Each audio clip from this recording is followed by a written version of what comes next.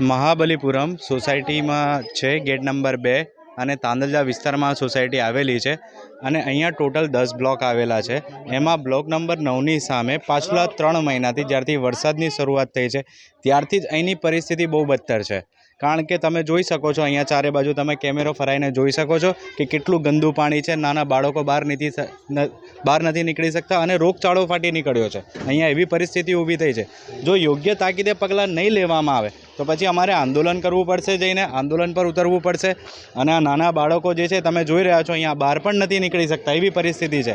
ઘરડા માણસો ચાલી બી નથી શકતા અહીંયા, અને ગાડીઓ પણ એવી છે કે અમારી ખલાસ થઈ ગઈ છે। આ રોડ એટલો બદતર કરી નાખ્યો છે આ લોકોએ। અને કોર્પોરેશનમાં જઈને અમે વારે ઘડીએ રજૂઆત કરી છે, છતાં કોઈ નિરાકરણ આવ્યું જ નથી, સહેજ બી નહીં, કોઈ વાત સાંભળવા બી તૈયાર નથી। અરે ત્યાં તો કોઈ અધિકારી જ નથી હોતું અત્યારે। આટલા બધા ટેક્સ ભરવા છતાં પણ અમને કોઈ પણ જાતની સુવિધા પૂરી પાડવામાં આવતી નથી સરકાર તરફથી। તો આના લીધે તમે પણ સરકાર સુધી અમારી વાત પહોંચાડો કે યોગ્ય તાકીદે આના પગલાં લેવામાં આવે વહેલામાં વહેલી તકે।